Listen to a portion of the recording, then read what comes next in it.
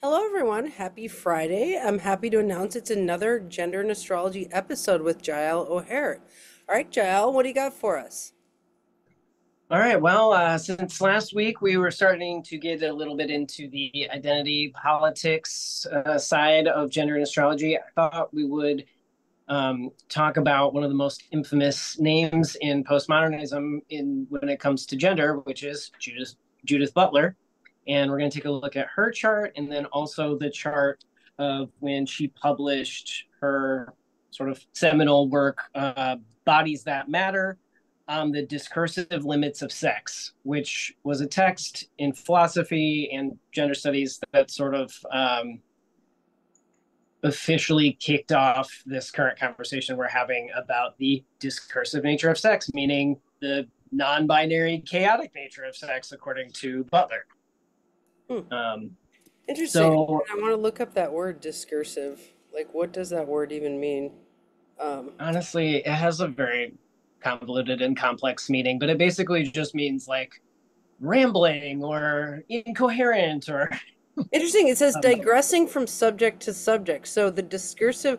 Oh, that's kind of how this show is kind of like sometimes it's not random, it's discursive, like where we're like let's go over here, let's go over here. That's fascinating. yeah, Creating yeah. the discourse or models of discourse, so we're just having a discourse about gender and astrology, and where we go is that's it's fine because we're having a discursive, okay, discourse, okay. Totally.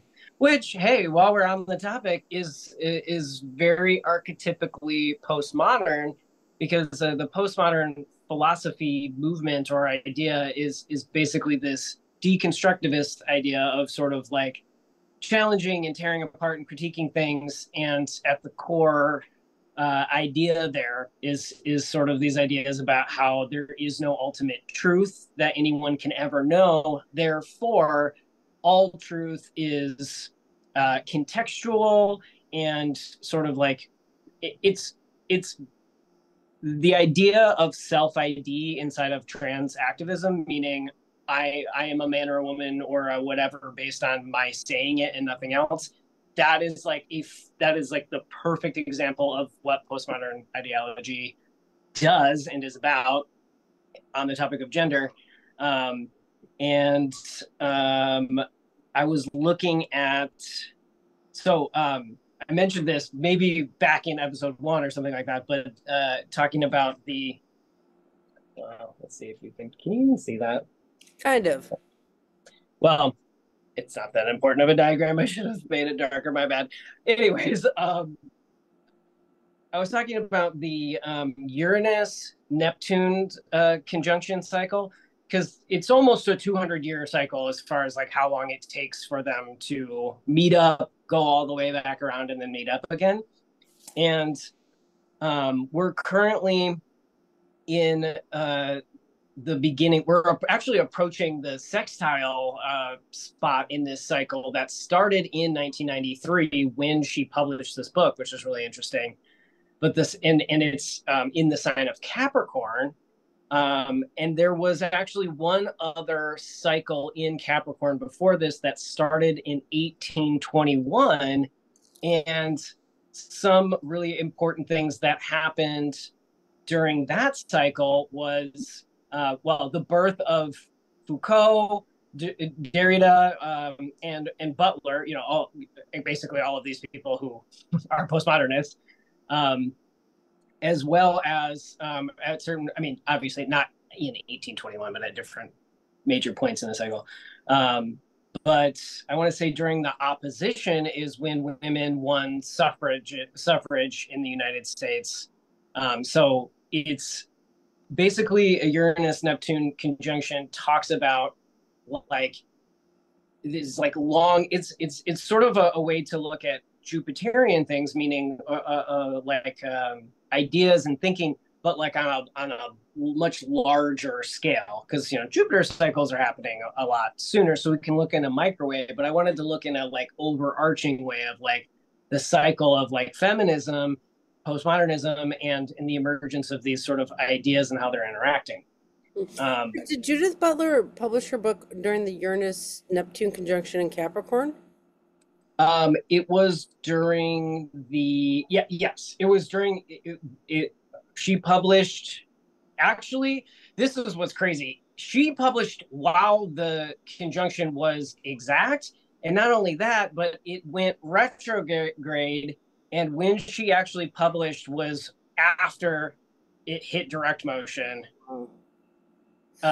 post retrograde of that cycle. So all of that generation is kind of dealing with these ideas because they were like born at the same time as some of these postmodern ideas, which are deconstructing things and is kind of like deconstructing the vision of, Neptune would be visioning, like what is the vision of gender in the future, and Uranus would be like, there's all these ideas about like it. So that makes sense why that generation is so deconstructivist, right? Yeah.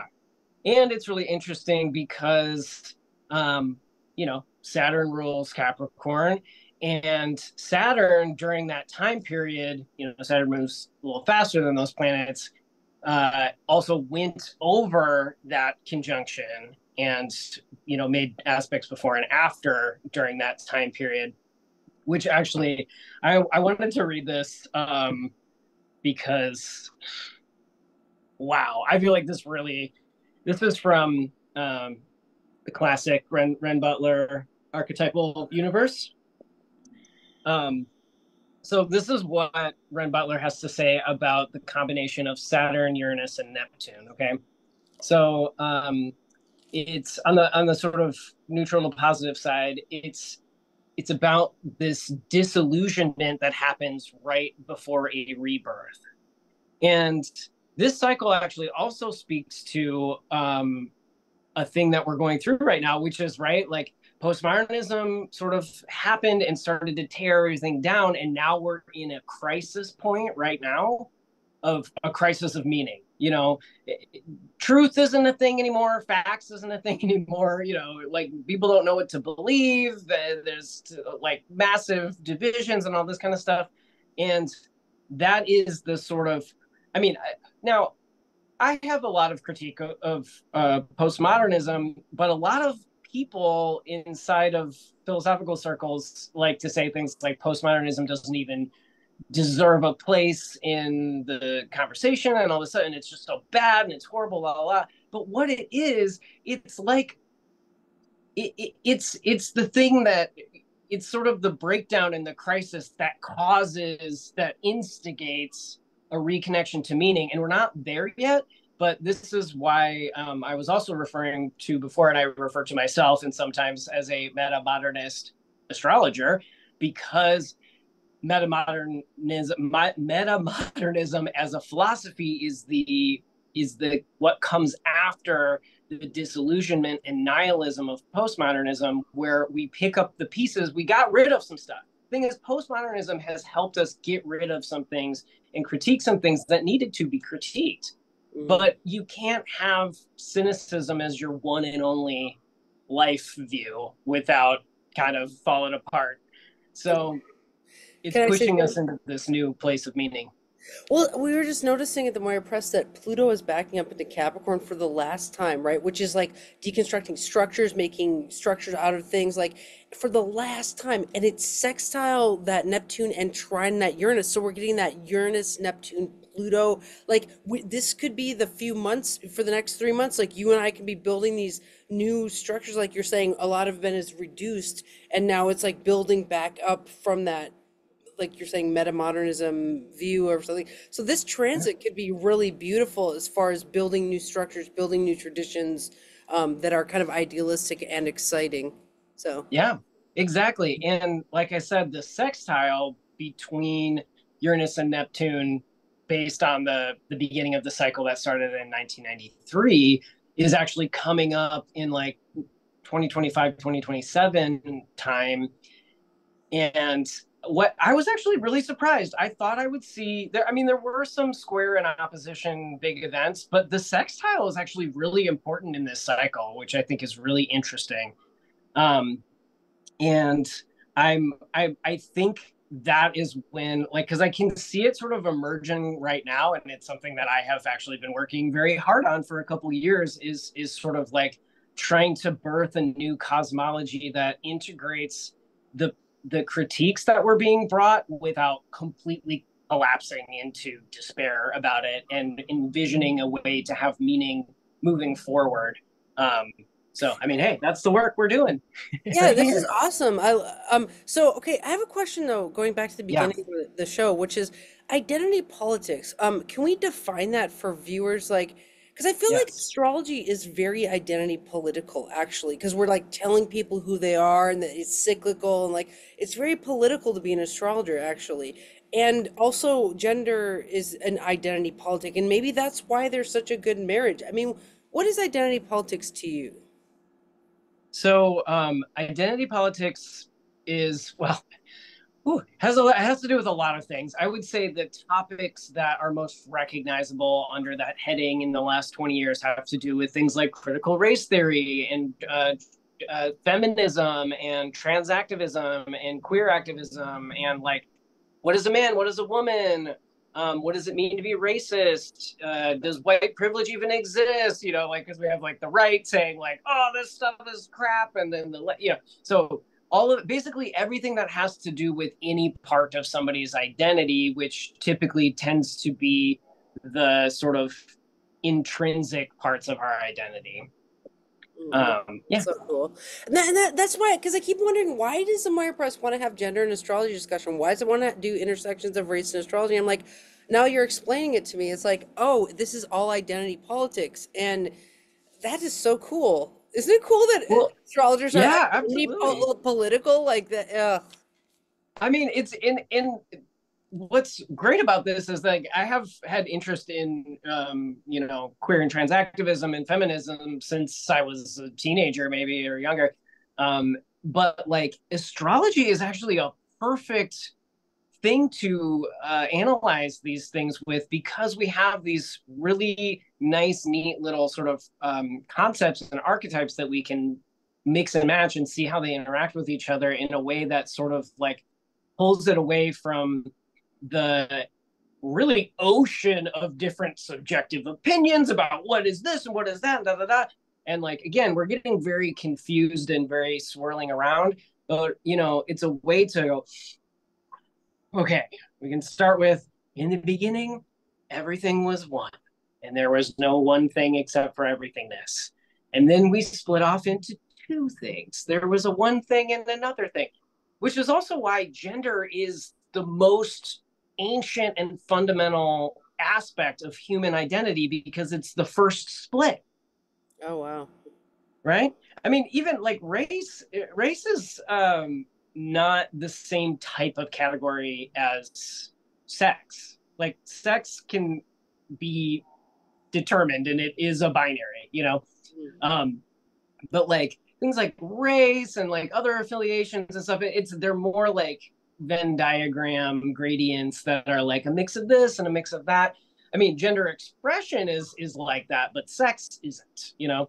Interesting. Um, Well, and I think and astrology is so cool because it adds in an idea of cyclical, fluctuating identity, which we don't see in any other politic, you know. So, which adds right. just a whole nother layer of like, oh my gosh, like, Right, because it's a living being. Like one of the things that's really interesting, and one of the things actually that postmodernism sought to critique, is this idea of reductionism, which came out of the Enlightenment, which was sort of the previous philosophical period, or a one of them, and it was sort of this like ultra male masculine, like I have measured 2.5 ounces or whatever, da da da, but there are also things that are emergent. Like you can't measure ideas. You know, you can't like get a measurement or like empirically show an idea in physics or with the laws of thermodynamics or something like that.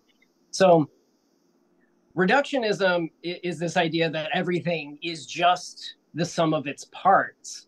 But what we're now understanding or have it, you know, kind of returning to really, because this is also what ancient spirituality has always been saying, but is kind of going back to this emergentism idea of the fact that the organism or whatever it is produces something that is greater than the sum of its parts, and then those things that are not measurable in time and space can also interact with each other and affect matter. You know, like your thoughts can affect your body. Like, anyway, sorry, that No, actually, philosophical rabbit hole. I'm no, forgetting. no, no, no. Well, in Soulman, like they compare people to plants a lot, and so they Yes. actually talk about when a piece of fruit is growing. There's all these little parts in there. There's like seeds. There's like tendrils, but it's like it's also the sum of its parts, and they actually talk about that, like that the the total fruit grows for the sake of the whole fruit, and also then parts grow for the sake of like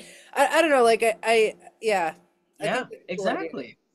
And I wanted to just toss a note in here too, because I keep talking about sex being binary. And um, one of the things that again, we can maybe have another episode on this part, but there's the role of the mother and the father and sort of like that archetypal moon, sun, man, woman in astrology, in the archetypes.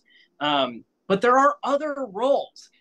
The way as we have developed into civilizations and away from just needing to do survival stuff, which reproduction is definitely a survival thing, we've been able to expand into a collective survival strategy that is outside of what one single organism needs to do to reproduce their genes. And that is why and where you see there are more queer, transgender, nonconforming, etc., and like different types of identities and genders that emerge when there is more civilization, because the civilization isn't so clinging to survival that it can expand into these other areas. And then you have the gay uncle or or aunt or whatever who can help take care of the family or do other things like be an artist, be a philosopher, like do other things that help help the collective organism of humanity evolve into the future and survive into the future on a like higher, more meta level that's not just personally reproducing. So I think that that's really interesting, and it also like shows that there is a evolutionary reason and purpose for people who are not just gender conforming. Wait, I'm sorry. All I can think Well, is that makes breeders me all of a sudden. no, it makes me think Right. of how people say like, is art necessary for humanity? And some people are like, we don't need art, get all the art off the bus stops, and like we don't need art. And then other people say you need art in order to literally want to live. Like want making humans want to feed themselves and want to grow. I was reading something the other day that was talking about the visioning center of animals makes them want to grow and thrive. Like if you don't have visions or dreams or philosophies or things like that, like the human animal starts to die because it doesn't want to feed itself. And that's kind of what you're saying is with these just reductionists like XY, make baby, like no one cares about making a baby because you're like, why would you bring a baby into this world? Like Yeah, exactly. it's the So colorful nature of like variety that makes us happy, really. blessed are the freaks. Hey, I mean, I Well, say that as a member of the freak tribe.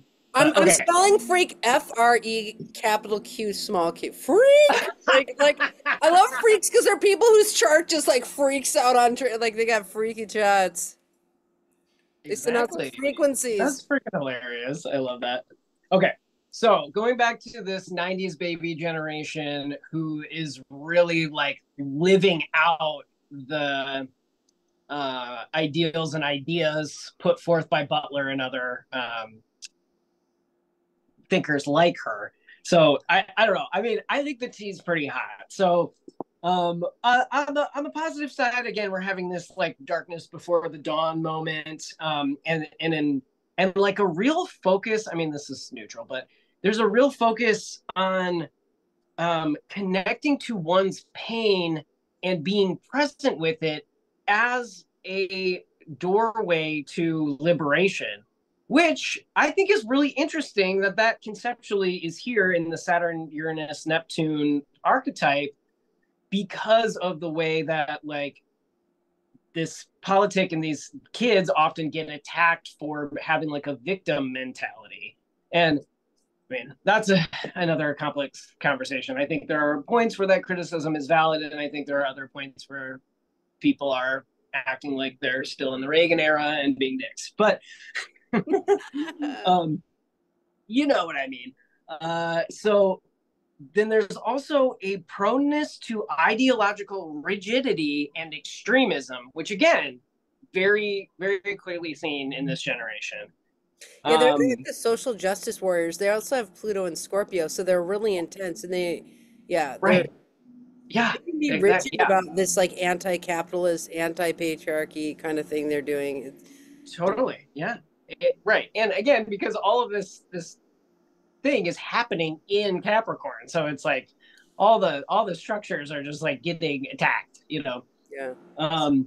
Although I will also note for later that Capricorn, in my mind, it's a feminine Saturnian sign, meaning that it represents the archetype of the crone, like the wizened older woman who's sort of like has a masculine way about her, but the masculinity comes from the sort of the authority part of it, and she's probably also past her childbearing years, this archetype, which I think that's sort of an interesting part of this too, the kind of genderless or gender neutral feeling towards womanhood, that's also happening with this. But okay, so then we have coming along with that the a capacity to transcend conflicts and not take sides, which could be good and bad. Again, it's like trying to do all the things. Feelings of spiritual deflation, divine disappointment, and blessed humbling. And then, I already said the disillusionment that precedes birth. Okay. And then the spiritually liberating effect of facing one's own unconscious pain. Oh gosh, I'm sorry, I already read that part. Skipping ahead. Okay. The erosion of egocentric, ethnocentric, and anthropocentric values. So again, there's that whole like F the government, F the da kind of thing. Sudden exposure of false or limited viewpoints. Okay. And then here's the real deal. So we have narrow religious sectarianism, religious rigidity, extremism, and the repression of other people's ideals, mistaking a specific archetypal image for the ultimate source of creation leads to idolatry, a divisive and dangerous mistake widespread in the histories of religions and cultures. So, okay, this is the part that I really wanted to talk about. Mistaking a specific archetypal image for the ultimate source of creation. Mistaking the image of womanhood for womanhood. Mistaking stereotypes of femininity for what it means to be female. Wow. So mistaking idea. I mean, I'm saying femininity, but this is just true of ideas about gender in general. My bad. Well, it makes me think of two things. One is this Neptune part of the whole equation. It makes me think of like Neptune as being, it's vision, a lot of it's vision formation. It's like archetypes are visions, right? They're visions of how like the sign is or the person is or femininity is. And then it makes me think of in Greek, there's this whole realm of visions called the Fantasia realm, which we then now colloquialize as the fantasy realm. It's the same root word, but they spell it with a PH, like a fee. It's like Fantasia. Yeah. They would say it's like the place where visions are created. And they said that in the Fantasia realm, we can create like the perfect image of something like a cube. We can be like, there's a perfect cube, but on Earth, a cube will never be perfect. Even if it's made by a machine, it's like never as perfect as the vision formation of a cube. So like this is talking about like how femininity, we can make a vision of it in the Fantasia realm, but will femininity on Earth ever look as like this vision? No, according to the Greeks. It would say nothing looks like the vision or archetype of it perfectly. Like exactly. And so that's, I mean, I sometimes rudely think about this stuff in this generation as sort of being like, this is kind of like the Delulu, as the kids say, aspect of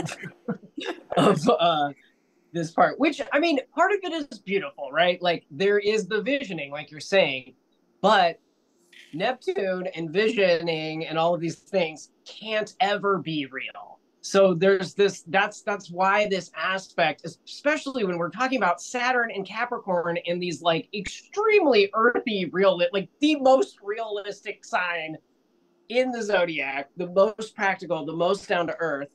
And it's trying to apply the ideal onto realism, which is also why it sort of can, has all of these signatures of disillusionment and disappointment, because just like you said, when you try to put the vision on reality and then it doesn't stack up, you get disappointed.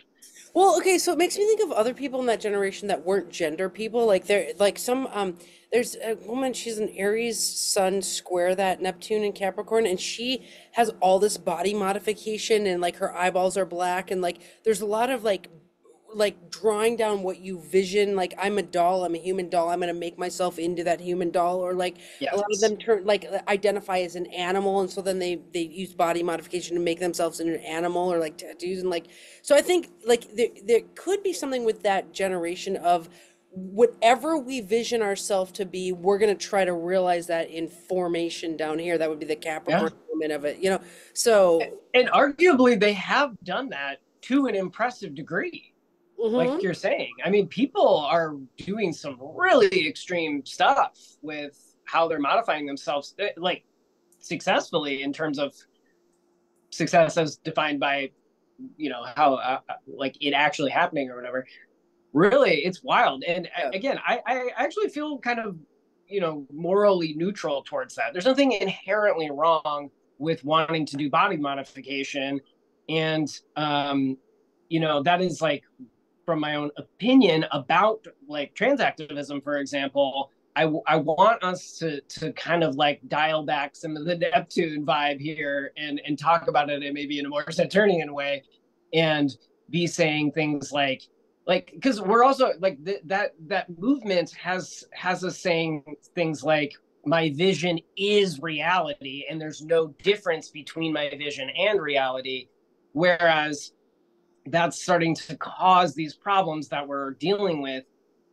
And my view is more like, let's be truthful, like deeply, radically honest and truthful about what's happening in a practical way, and then also be accepting of that, because that it's a slight difference in perspective, because it doesn't actually require much of the things that are happening right now to change, except for things like laws. Mm. Because I'm not going to get, like, if I'm a punk, I'm not going to apply the state to make sure that they make a category for punk on my driver's license. Interesting. You know what I'm saying?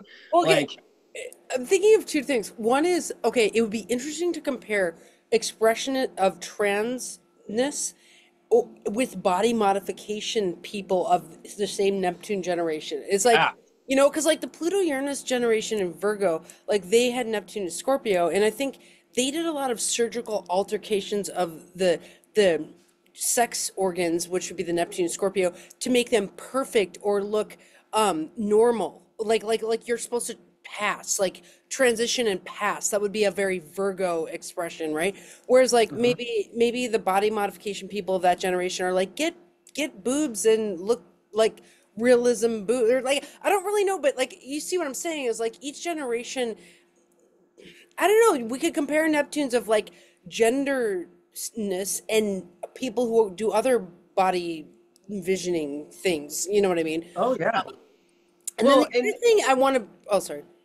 no, I was just gonna say that coming up, once we're done doing Uranus, well, okay, basically, the Pluto in Aquarius, and then also these other parts of this aspect moving into Aquarius, is like, could be talking about this sort of prelude to a transhumanist perspective, which, to reiterate, has nothing specifically to do with transgenderism. It means like transitioning out of being a human, like being only a consciousness in a computer, or identifying as a frog and then getting a bunch of surgery to be a frog, or like, but basically these ideas that like technologies, I mean surgeries in general, like trans people aside, celebrities are getting insane plastic surgery all the time. Like our relationship to our bodies is starting to be that, which is not like, it's total, everything is changeable. Everything is changeable. There's nothing about the body that is fixed. You can change anything. You can change your skin color. You can change your hair. You can change your eyes. I mean, I literally saw that today. You can now get your eye color changed surgically. So like, there's like a whole aspect there with that aspect too. Wow. Um, The other piece I want to say is that we could look at like Neptune over the life cycle as the vision of oneself evolving, like the cyclical evolvative nature of one's vision. Like, and that comes up with trans issues when we say like detransitioning or what, like, it's like I evolved into a male formation and then I decided my vision was back to a female formation. And like, we could allow in identity politics for a cyclical evolving like vision, and that's something we could advocate for, is like you are allowed to vision yourself at whatever gender at any point of your life that you want to be. right. Yeah, exactly. You know, I mean, I agree. Okay, so one of the other things I wanted to talk about from this Ren Butler book, which I thought was really funny and speaks to this as well, which is that Butler herself has in her birth chart a Mars, Jupiter, Neptune. Actually, her whole chart. I mean, obviously she's a philosopher, but oh my god, her chart is just like philosophy, like everywhere. Nice. Every aspect is about philosophy. So, but this is a really interesting triplet also, and it's it's basically the top of a kite, those three.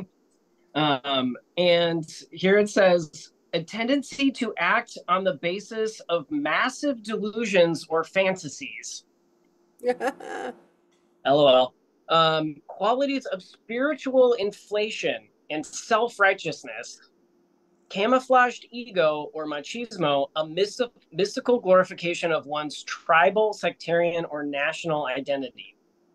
And then it also says urges towards generosity and helping those less fortunate. So again, we see this theme about identifying with the underdog and wanting to protect the underdog, like this, that's very social justice warrior vibes. And then let's see, unrealistic and spaced out levels of optimism, passion and enthusiasm without practicality or focus. This is Have all you in ever read his Butler? natal chart. Yeah, this In is from her college I natal did. chart. Yeah, in college I did read some Butler, but I can't remember it. Obviously, it's 20 years ago. But Well, I is she mean, the sort of gender as famously though. performativity person? Yes, exactly. Okay. Okay. And she's sort of like famously when you famously when you read her work, like postmodernist, honestly, it's like, what did I just read? Like, it's like this long string of things that sound like words, but then you're like, what? Like, because it's just a little bit. It's very what I'm talking about. It's very like, oh, like, which I mean, again, there's a place for that too, but people Yeah, get frustrated you're about it. making me want to read Judith Butler again. Like, Yeah. I know I read her in college when I was studying identity politics. I read her. I think I might have talked about her in my thesis actually, because it was about female masculinity Oh, I'm sure. Yeah. and gender as performance, because we were looking at drag kings and like, yeah, a lot of that. Yeah. I mean, shoot, I would love to do an episode on Jack Halberstam too. I mean, that book, Female Masculinity, had a huge impact on me. Yeah. And it was also, I mean, I don't know. I haven't read it in a long time, but I remember at the time really enjoying it. And it had a lot of really like, I mean, it was theory, but it just had so much like history. And for me as like a, little baby butch teenager or whatever, I was just like, oh, like my elders, like. Did you like Stone Butch Blues? Yeah.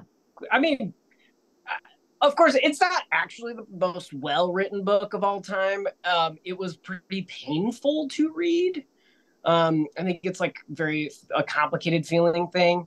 I love that Leslie Feinberg, before they passed, like made So Much Blues available for free online forever, which is good. But what I've noticed is that it's really, really difficult to get a print copy now, which Oh, means that they're not in the library. oh, interesting. Yeah, And he so, like, Sun it's Saturn weird. conjunction.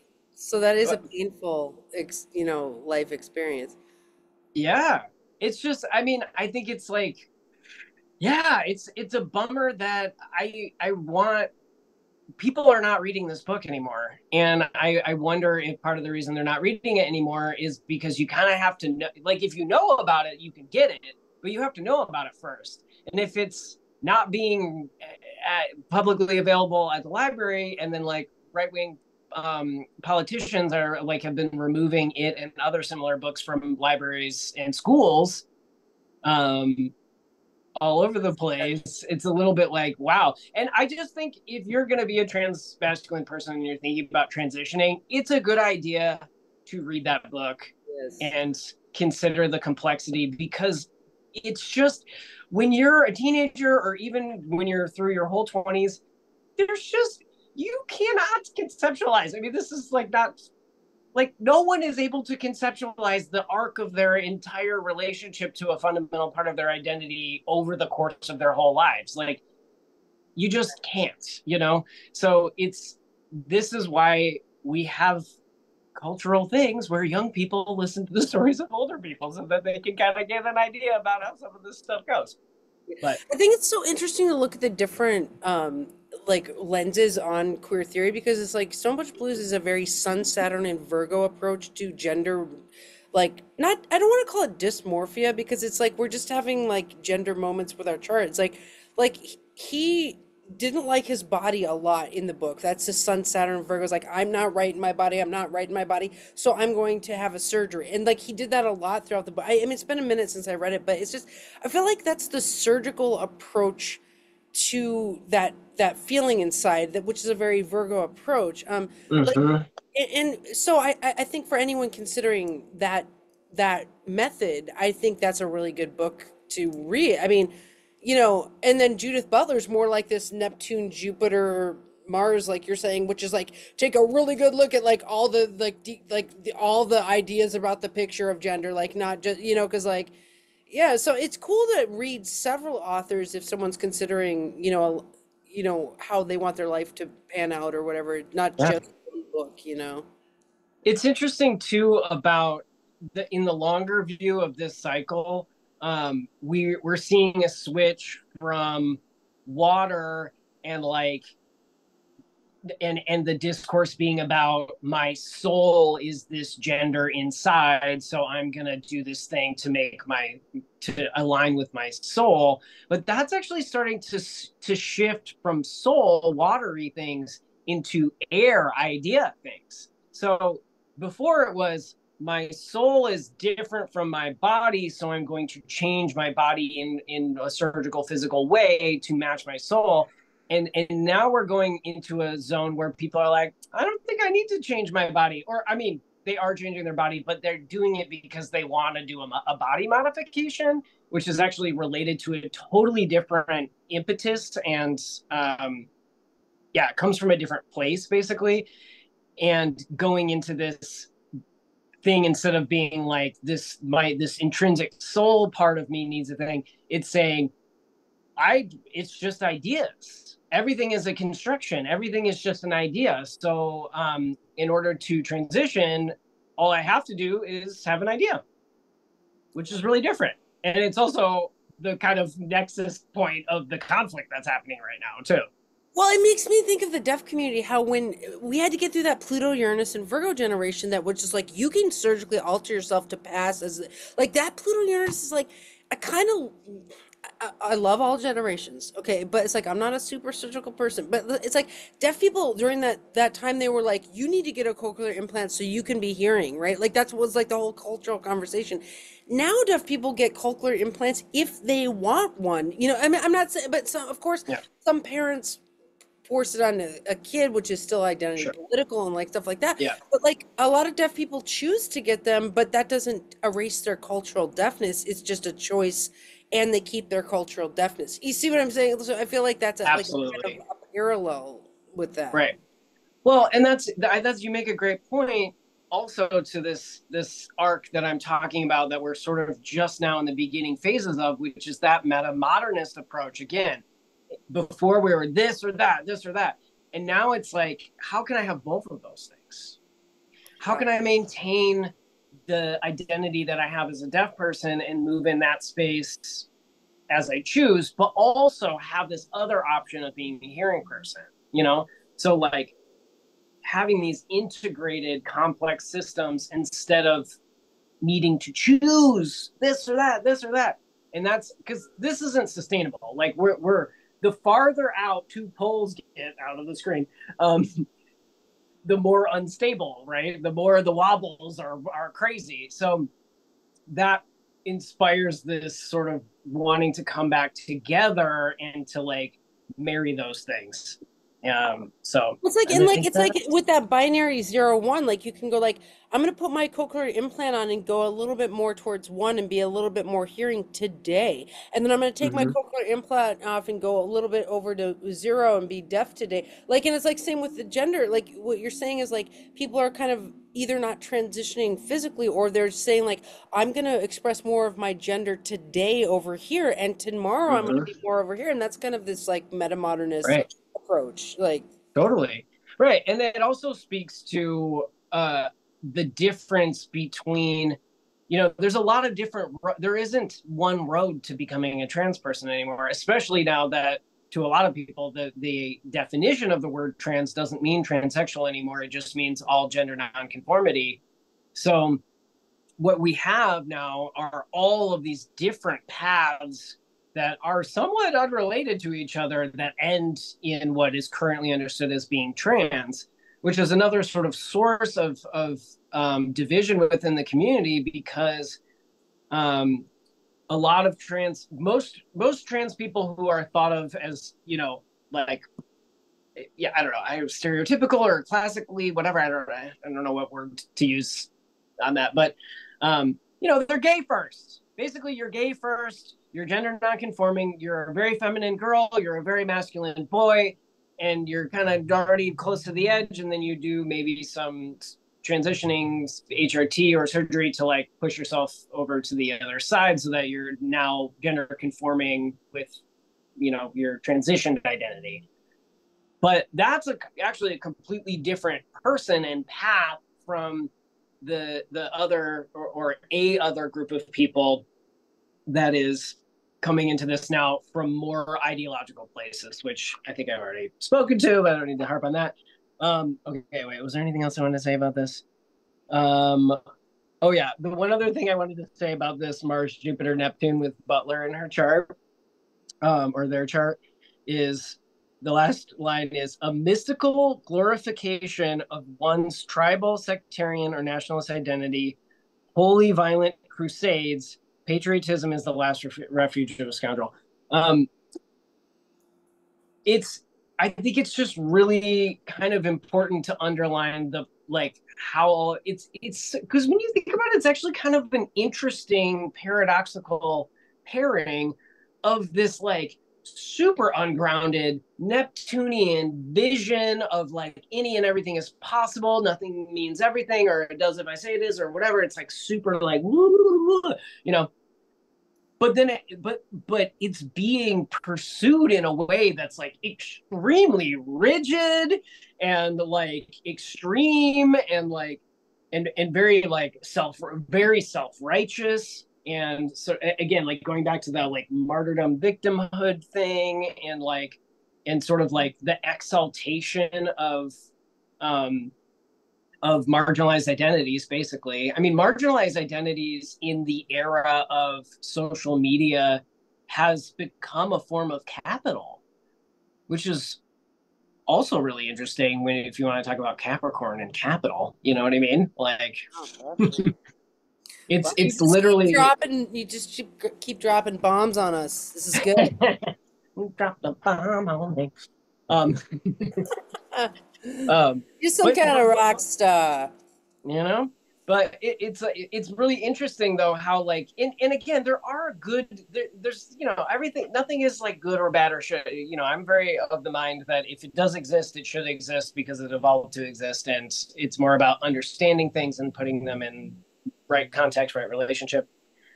So do you want to look now at this chart? Yeah. Okay, so okay, I'm gonna remember, let's see, do I actually this. cannot wait to see Judith Butler's chart. Like, oh my God. I kind of want to, I wonder if like I can find Judith Butler's writing. Judith Butler writing. Okay. Um,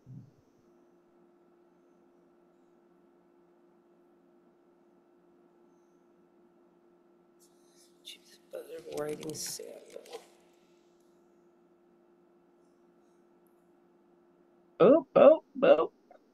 Okay. Well, is that how it's not too small exactly, but okay.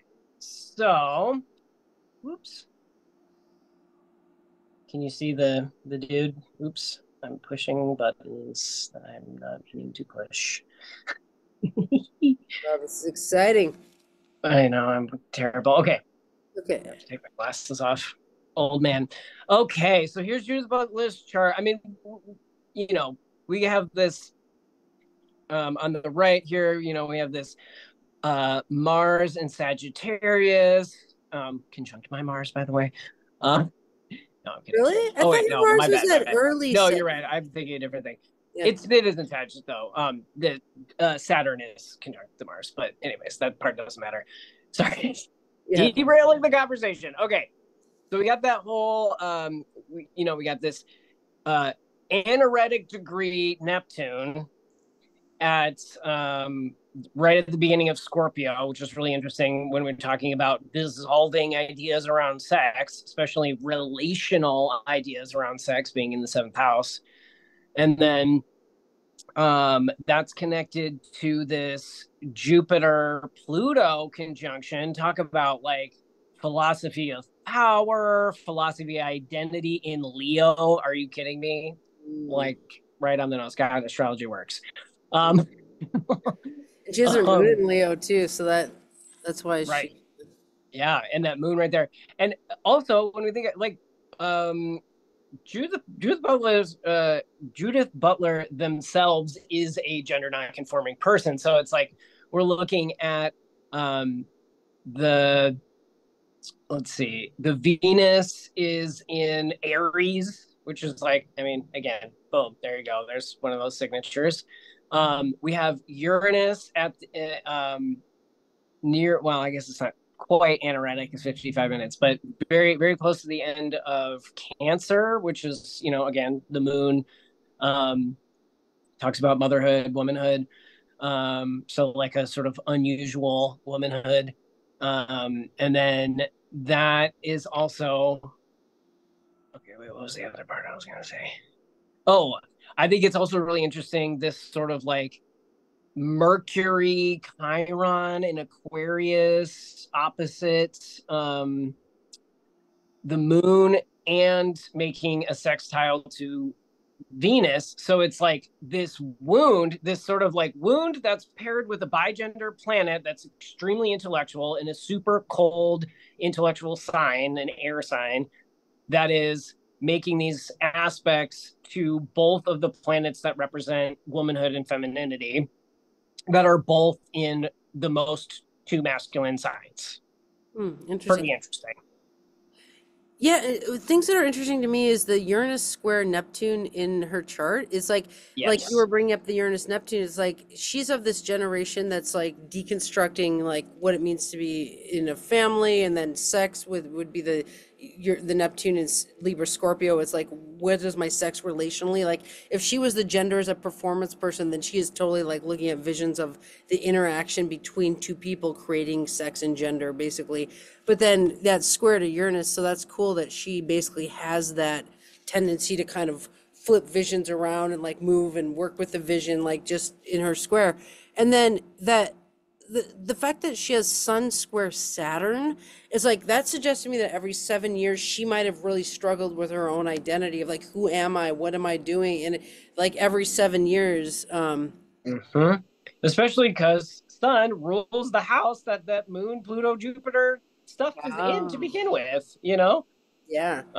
It's yeah, it's really interesting. So anyways, this I think this gives a really oh, also Sun in Pisces in the 12th house. Like talk about a sort of like obscure identity, obscure dissolute identity. That's really like Yeah. um so now let's look at nope, past it. Okay. So this is the chart for when her book gotta keep Bodies That Matter on the Discursive Limits of Sex was published, which was in September of 1993. Wow, This is a Jupiter. really interesting chart because again, this chart can also kind of be a placeholder in some ways to look at this generation in terms of the things we've been talking about. And okay, so it's my notes.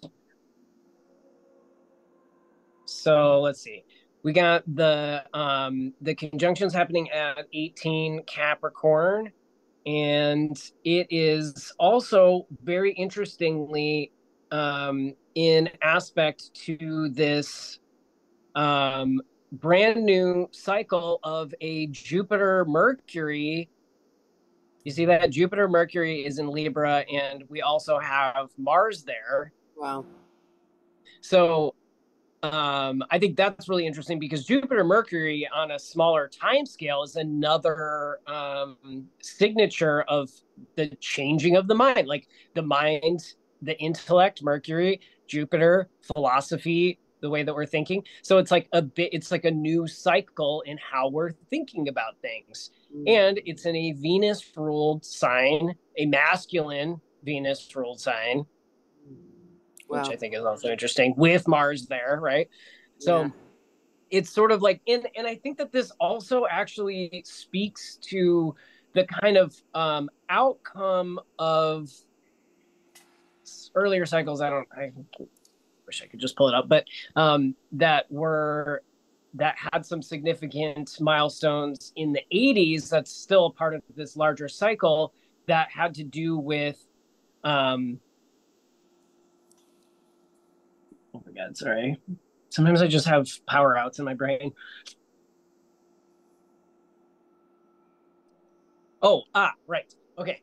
Feminism from because okay, so like a huge part of this cycle also had this big milestone in 68 right before the summer of love, right? And this whole like Scorpio thing and da da da. And then what followed after that, like the feminism of the 70s and 80s was could be reduced to saying the idea that women should be allowed to be like men, right? So like instead of like the feminism's ideas were like we want to work and we want equal pay and we want to not be in the house and all of these kind of things, but the outcome of the activism that was happening at that time was basically saying to women, oh, okay, great, you want feminism, well, you still have to be mom and raise the kids and do the work and do all the feminized labor and stuff, but if you want to also work full time and take on being the breadwinner too, then great, here you go, feminism, we won. Mm. Wow. Yeah. Yeah, you know what I'm saying? So, but this is also very reflective in that because that is like who these kids' parents are, right? Um, I'm just looking so at some of the books Judith Butler's read like or written. So like Who's Afraid of Gender, Gender mhm, Trouble, Feminism and the Subversion of Identity, Bodies yeah, That Matter on the Discursive Limits of Sex. Like that's the big one, right? yeah. Well, and Gender Trouble is probably her most famous, but Oh yeah, okay. yeah. She also wrote Undoing Gender. So like it looks like her life's work is this kind of gender piece of the puzzle. Hmm. Yeah, a lot of her big stuff was published in the 90s and was really like shaped things then. But I think Who's Afraid of Gender is a more recent one. Wow. also. Like, she's definitely still, or they're definitely still out there working and doing stuff. Huh.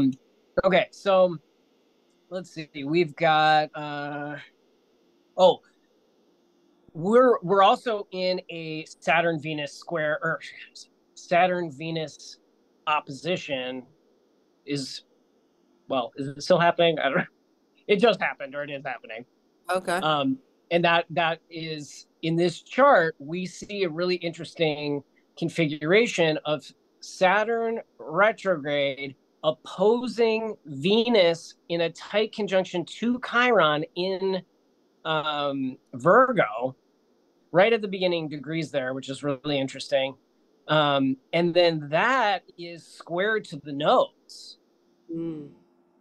So this is really like, I feel like this is really like talking about a wound around femininity, that and sort of like taking the roles and visions and ideas and structural vision of what a woman is, kind of like in a totally different direction that is like really marked again by this like bi-gender axis of Sagittarius and Gemini.